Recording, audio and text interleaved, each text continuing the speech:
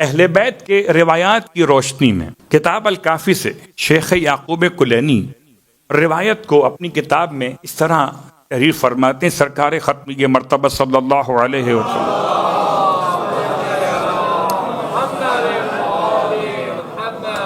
ارشاد فرماتے ہیں کہ اللہ کے رسول نے ارشاد فرمایا کہ جو شخص بھی اپنی زبان سے ایک مرتبہ سبحان اللہ کہتا ہے غرس لہ فی الجنت شجرتن، جنت میں اس کا ایک درخت خدا لگا دیتا ہے. اس نے ایک مرتبہ کہا الحمدللہ، خدا جنت میں غرس لہ فی الجنت شجرتن، جنت میں ایک درخت لگا دیتا ہے. ومن قال، اور جو کہے ایک مرتبہ لا الہ الا اللہ غرس لہ فی الجنت شجرتن.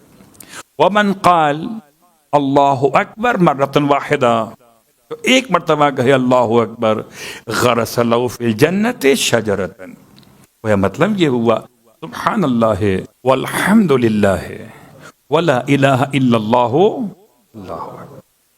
اگر اس نے یہ پورا جملہ کہا تو 4 درخت وہاں پہ لگ گئے. اور اگر یہ جملہ اس نے، اب آپ جتنے بیٹھے بتائیں مجھے، آپ نے ظہر، عصر، مغرب، عشاء، ظہر میں 2 رکعت، عصر میں 2 رکعت، مغرب میں 1 رکعت اور عشاء میں 2 رکعت، کتنی ہو گئی؟ 7. 17 رکعات میں سے 7 رکعات کی حالت قیام میں اگر آپ ہر رکعت میں 3 دفعہ کہتے ہو سبحان اللہ والحمد للہ ولا الہ الا اللہ اللہ اکبر، تو 7 رکعات کا مطلب 3 اس کو ملٹیپلائی کریں تو 21 تو ہو جائیں گے. 21 کو اب آپ حساب لگائیے، 21 مرتبہ تو آپ نے یہ جملہ کہا ہے، اور اب 21 کو 4 سے پھر ضرب دیجئے تو کتنے درخت آپ کے وہاں پر ایک دن میں لگے ہیں؟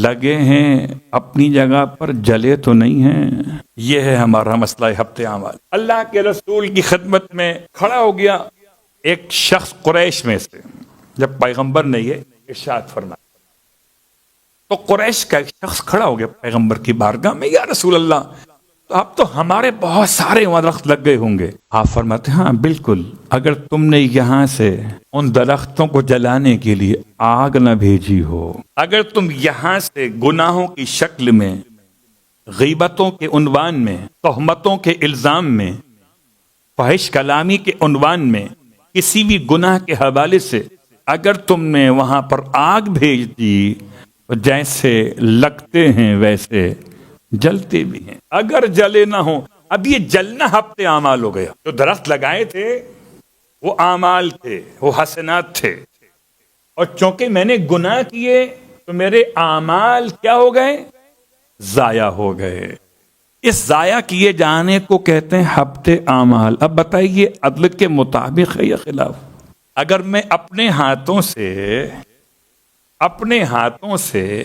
اپنے ہی باغ کو آگ لگاؤں تو الزام خدا پر آئے گا یا خودی پر؟ اور جب خودی پر آئے گا تو پھر خدا سے اس کا کیا تعلق ہے؟ اس کا مطلب یہ ہوا کہ یہ عین عدل الہی ہے کہ اگر وہ لگاتا بھی تمہارے عمل سے تھا تو تم نے جلایا بھی تو اپنے ہی عمل سے ہے. اس میں ہفتے اعمال میں خدا پہ کوئی الزام نہیں. یہ ہے عقیدہ مکتب آل محمد علیہ الصلوۃ والسلام.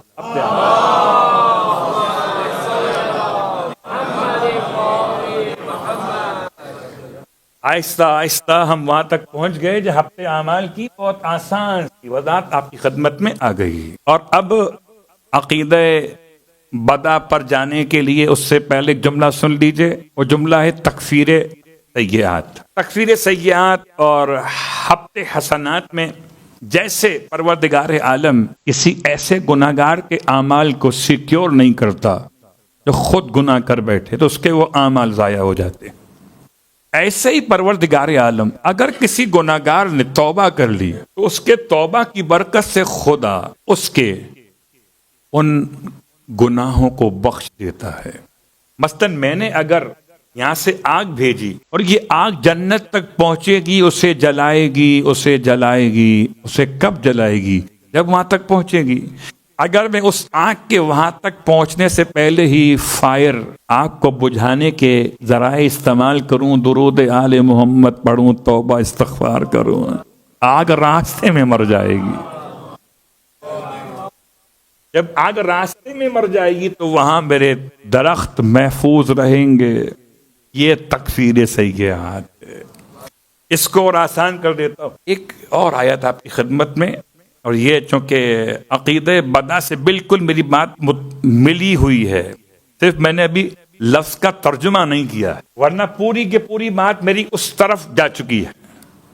وہ آیت کون سی؟ جب پروردگار عالم نے یہ ارشاد فرمایا، اور اس آیت کا حوالہ آپ کی خدمت میں سورہ فرقان کی آیت نمبر 70 کے اعتبار سے صرف اتنا بیان کر دوں۔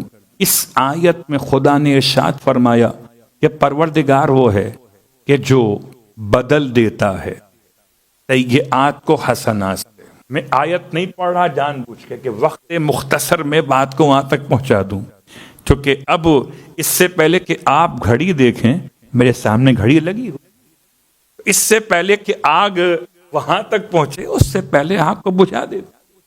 خدا کیسے بدلتا ہے؟ دعائے کمیل تو ہم پڑھتے ہیں، اور دعائے کمیل خالی شب جمعہ کی ہی ساتھ نہ رکھیں، جب موقع ملے تب پڑھیں، جب علی یاد آئے تب پڑھیں، اس لیے کہ ہمارے اور آپ کے لیے جیسے مولا کا ذکر ہے منقبت میں، ویسے ہی مولا کا ذکر ہے مناجات میں۔ اس میں امام نے فرمایا 3 جملے، الہی لا اجد لذنوبی غافرا ولا لقبائحی ساترا ولا لشیء من عملی القبیح بالحسن مبدلا غیرک۔ 3 جملے۔ ایک پہلا جملہ، لا اجد لذنوبی غافرا، خدایا میں اپنے گناہوں کے لیے معاف کرنے والا نہیں پاتا، ولا اور نہیں پاتا، لشیء من عملی القبیح بالحسن مبدلا غیرک، اس سے پہلے فرماتے پروردگار میں نہیں پاتا کوئی ایسا جو میری خطاؤں پہ پردہ ڈال دے، غافر ساتر، اور تیسرا مبدل، میں نہیں پاتا کسی ایسے کو کہ جو میرے برائیوں کو نیکیوں سے بدل دے۔ ایک برائیوں کو معاف کر دینا یہ اور ہے، ایک برائیوں کو نیکیوں سے بدل دینا اور ہے۔ کیا ایسا ہو سکتا ہے کہ برائیاں نیکیوں سے بدل جائیں؟ میں نے آپ نے 4 گناہ کیے ہوں اور وہ 4 گناہ 4 نیکیوں میں بدل جائیں، یہ تو ہو سکتا تھا کہ 4 گناہ معاف ہو جائیں، لیکن وہ نیکیوں میں کیسے بدلیں گے؟ بالکل ایسے ہی جیسے مسجد فضیق مدینہ منورہ کی ایک خاص مسجدوں میں مسجد ہوا کرتی تھی، وہاں پر کچھ لوگ پیغمبر کے زمانے ہجرت میں، ابتدائے ہجرت میں شراب پی رہے تھے۔ شراب حرام تو ہوئی تھی مگر ٹوٹتی بڑی مشکل سے، بدبخت ایسی منہ کو لگتی ہے کہ جس کے منہ کو لگ جائے کوئی ٹوٹتی بڑی مشکل سے۔ تو اسلام کا جب اعلان آیا تو شراب چھوڑنا آسان نہ تھا، تو اب چھپ کے شراب پی رہے تھے۔ کسی مخبر نے خبر کر دی پیغمبر کو کہ آپ کے مدینہ منورہ میں لوگ چھپ کے شراب پی رہے ہیں، کھجور کے باغات کے بیچ میں چھپ کر۔ پیغمبر نفاذ شریعت کے لیے قدم اٹھا کے چلے، جبرائیل خدا کی طرف سے رحم کا پیغام لے کے چلے۔ کہاں جلال محمد، کہاں رحم پروردگار، پیغمبر جلال کے ساتھ چلے کہ شریعت کو نافذ کیا جائے۔ وہاں پر ہوا کیا؟ خدا کو رحم کیوں آیا؟ اس لیے رحم آیا کہ جیسے ہی انہیں کسی نے خبر کر دی، اگر یہاں سے کوئی وہاں مخبر گیا، وہاں سے یہاں آ گیا کہ پیغمبر آ رہے، پیغمبر کے آنے کی خبر سن کے اتنا روئے، اتنا اپنے آپ کو توبہ استغفار میں ڈالا کہ خالی کلے نہیں پیٹے، کان نہیں کھینچے اپنے، بلکہ جتنے شراب کے ان کے پاس برتن تھے شراب کے ساتھ، اس سب کے سب کنویں میں ڈال دیے۔ یعنی کنویں میں شراب ڈالنے کا مطلب سمجھ رہے ہیں کہ شراب چھوڑ دی۔ ایک مثال ہے سمجھانے کی، نیکی کر کنویں میں ڈال، شراب چھوڑ کنویں میں ڈال، کنویں میں ڈال دی، یعنی اپنے آپ کو شراب سے دور کر لیا، یہ شراب کو اپنے آپ سے دور کر دیا۔ کنویں میں ڈال. اب ادھر پیغمبر چلے ہیں، ادھر ان کی توبہ چلی ہے. خدا کی بارگاہ میں توبہ قبول ہوئی. جبرائیل امین نازل ہوئے، یا رسول اللہ ان پر غصہ مت کیجیے گا، انہوں نے اللہ سے توبہ کر لی ہے، اس گناہ کو چھوڑ دیا. اب پیغمبر تشریف لائے ہیں. اب مشکل یہ ہے کہ یہ نبی جانے اور خدا جانے، مخبر کہاں جائے گا؟ اس نے خبر پہنچائی تھی، اس کو تو اپنے حساب کتاب کا خیال ہوگا. اب آپ کی بات کر رہا ہوں، پیسے کی نہیں، کہ میں نے ایک خبر پہنچائی پیغمبر کی خدمت میں، میری عزت پامال ہو جائے گی. شراب نہیں پی رہے، تو اس نے پیغمبر کو لا کے ساتھ میں دکھانا چاہ کہ اپنی شراب نے چھپائی ہوگی. یہاں پر کہاں ہے شراب؟ جیسے ہی کنویں کا اوپر کور ہٹایا، اندر برتن تو موجود، برتن میں لکوڈ موجود تھا، لیکن خدا نے لکوڈ کو سرکے میں تبدیل کر دیا. اب یہ سمجھیے سرکہ پی رہے تھے، شراب نہیں. سرکہ پینا اور ہے، شراب پینا اور ہے. خدا کیسے نیکیوں میں تبدیل کر دیتا ہے سیئات کو. اللہ اکبر. تو یہ صرف ایک سمجھانے کی مثال تھی، باقی باتیں انشاءاللہ عقیدہ بدا کے لحاظ سے میں نے آج تک بات وہاں پہنچا دی. بدا کے دو معنی ہیں، بدا فی العلم، بدا فی الاراد. بدا فی العلم خدا کے لیے نہیں کہ میں نہیں جانتا تھا کہ کل کیا ہوگا، میں نے نہ جاننے کی بنیاد پر کوئی بات کہی اور وہ غلط ثابت ہو گئی، یا میں نے اپنی بات کو واپس لے لیا. اس سے ہم پاکستان کی سیاست میں کہتے ہیں یو ٹرن، اسے کہتے ہیں عقیدے میں بدا فی العلم. خیر میں نے اس کو اس سے ملا تو دیا، لیکن بہرحال وہ الگ مسئلہ ہے، یہ الگ مسئلہ، یہ علم کلام کی باتیں ہیں اور خالی کلام کی باتیں. تو وہ یو ٹرن اور ہے، عقیدہ بدا کا مسئلہ الگ سے. بدا فی العلم یہ خدا کے لیے نہیں ہے، کیونکہ اس میں جہل لازم آتا ہے، اور خدا کے پاس کسی کا علم نہ ہو، خدا کسی کو جانتا نہ ہو. وہ کل کو بھی جانتا ہے، اور کل سے پہلے جو آج تھی اس کو بھی جانتا ہے. یعنی وہ ماضی کو بھی جانتا ہے، وہ حال کو بھی جانتا ہے، اور استقبال کو بھی جانتا ہے. تو اس کے لیے تو یہ ممکن ہی نہیں کہ اس کے علم میں کوئی چیز نہیں تھی، اس نے کوئی حکم دیا، پھر اپنے ہی جہل کو محسوس کرتے ہوئے العیاذ باللہ من ذالک قول کفر نقل کر رہا ہو. اس کو سمجھانے کے لیے کہ یہ عقیدہ بدا کیا ہے، واپس دے لیا. بہت ساری مثالیں ہیں عقیدہ بدا کے حوالے سے. ایک مثال آپ کی خدمت میں آج اشارہ کر رہا ہوں، باقی باتیں انشاءاللہ کل، کیونکہ اب بڑی تیزی کے ساتھ کو ختم ہو گیا ہاتھ سے ہمارے. اب بتائیے گا ایمانداری سے، حضرت اسماعیل اور قربانی، خدا کا کون سا فیصلہ صحیح تھا؟ چھری چلنے والا نہ چلنے والا؟ صلوات پڑھیں محمد والے.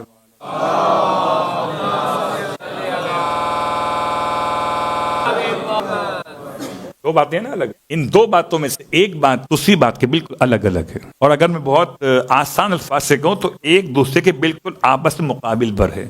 چھری چلنے کا مطلب کٹ جانا، اور نہ چلنے کا مطلب نہ کٹ. اب اس پر وضاحت انشاءاللہ آگے آئے گی، اور ہو سکتا ہے کہ یہ مسائل انشاءاللہ خدا نے چاہا تو آسان سے آسان کر کے آپ تک پہنچا سکتا. اس میں سیرت کا عنوان بھی ہے. سب سے پہلے پیغمبر کے جد عبد المطلب نے اس عقیدے کو روشناس کرایا. زمانہ جاہلیت میں یہ عقیدہ تو وہاں سے چلا جہاں سے آدم چلے، مگر ابراہیم تک پہنچنے کے بعد بیچ میں جو گیپ آیا، زمانہ جاہلیت تھا، اس میں لوگوں نے بدا کو کسی اور معنی میں لیا ہے. اب جو زمانہ جاہلیت سے بدا کو سمجھیں گے ادھر چلے جائیں گے، اور جو عبد المطلب سے بدا کو سمجھیں گے وہ ادھر آ جائیں گے. ادھر آنا ہی تو خیریت ہے. صلوات پڑھے محمد والے.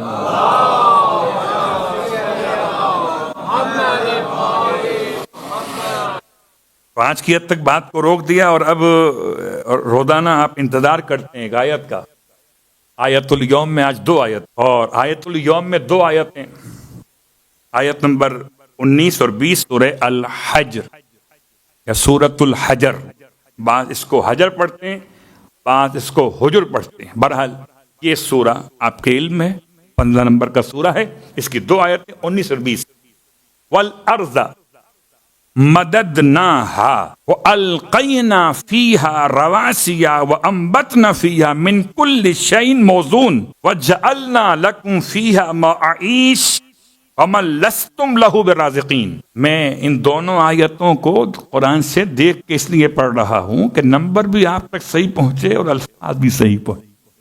ترجمہ آپ کی خدمت میں عرض کر دیتا ہوں۔ وَالْأَرْضَ مَدَدْنَاهَا، اور ہم نے زمین کو ایسے آراستہ کیا، ہم نے زمین کو ایسے کھینچ کے بچھایا۔ یوں سمجھ لیجئے، آپ کو یاد ہے مدد عربی کا لفظ ہے، اردو کا نہیں ہے۔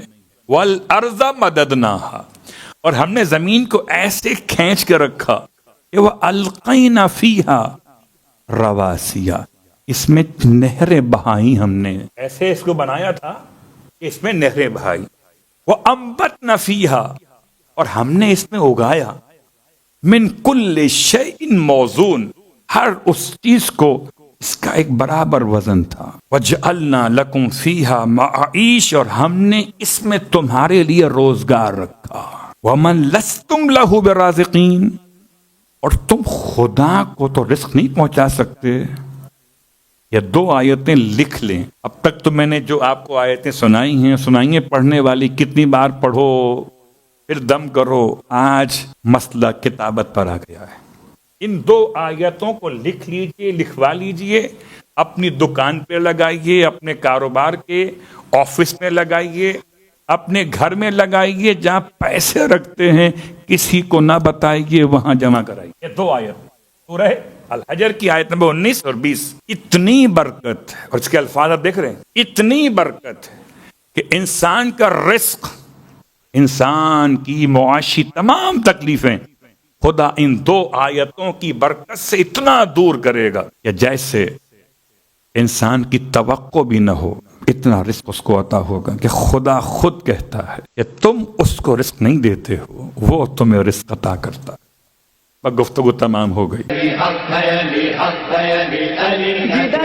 ہے ادھر مولا، جدھر حق ہے ادھر مولا، جدھر مولا ادھر حق ہے۔ علی علی حق ہے، علی حق ہے، علی حق ہے۔